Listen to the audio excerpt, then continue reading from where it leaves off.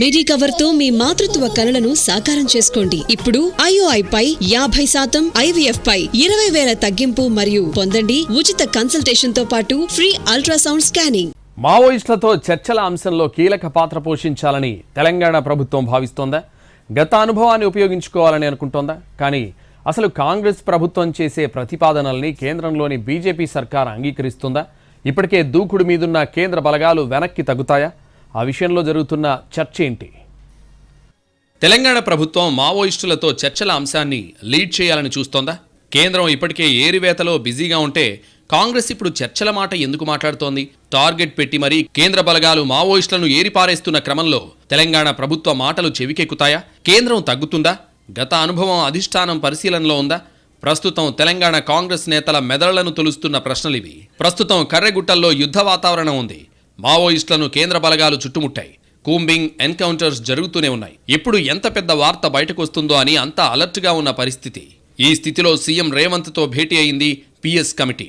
ముఖ్యమంత్రి కూడా ప్రభుత్వం మావోయిస్టు సమస్యను శాంతి భద్రతల అంశంగా చూడటం లేదు, సామాజిక సమస్యగానే చూస్తోందని చెప్పారు. దీనిపై కేంద్రానికి లేఖ రాసే అంశాన్ని కూడా చర్చిస్తామని హామీ ఇచ్చారాయన. PS కమిటీకి ఇచ్చిన మాట ప్రకారం కాంగ్రెస్ సీనియర్ జానారెడ్డితో భేటీ అయ్యారు సీఎం. గతంలో మావోయిస్టులతో చర్చలు జరిగినప్పుడు హోంమంత్రిగా ఉన్నారు జానారెడ్డి. మరో సీనియర్ లీడర్ KK PCC అధ్యక్షుడిగా ఉన్నారు. దీంతో వారిద్దరితో జానారెడ్డి నివాసంలో భేటీ అయ్యారు రేవంత్.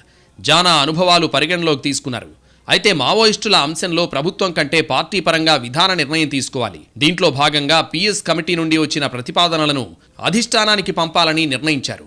ఆ తర్వాత ప్రభుత్వం లేఖ రాసే అంశంపై క్లారిటీ వస్తుందట. గతంలో ఉమ్మడి ఆంధ్రప్రదేశ్లో చర్చలకు అప్పటి కాంగ్రెస్ వ్యవహారాల ఇన్ఛార్జ్ దిగ్విజయ్ సింగ్ అధిష్టానంను ఒప్పించారు. ఇప్పుడు కూడా దిగ్విజయ్ సింగ్తో కూడా మాట్లాడాలని జానారెడ్డి, KKకి సీఎం రేవంత్ సూచించారట.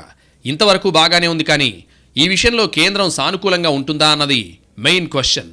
నాడు చర్చలు జరిగినప్పుడు కేంద్రంలో కాంగ్రెస్ పార్టీ అధికారంలో ఉంది కాబట్టి పని తేలికైందని, ఇప్పుడున్న బీజేపీ సర్కార్ రాష్ట్రం నుంచి కాంగ్రెస్ ప్రభుత్వం పంపే ప్రతిపాదనల్ని అంగీకరిస్తుందా అన్నది అనుమానమేనంటున్నారు పరిశీలకులు. ఇప్పటికే దూకుడు మీదున్న సెంట్రల్ గవర్నమెంట్ పెద్దలకు చర్చలు జరిపే ఉద్దేశమే కనిపించడం లేదంటున్నారు. తెలంగాణలో మావోయిస్టుల ప్రభావం తగ్గింది, కానీ పొరుగున ఉన్న ఛత్తీస్గఢ్ నుండి వలసలు ఎక్కువగా ఉంటున్నాయి.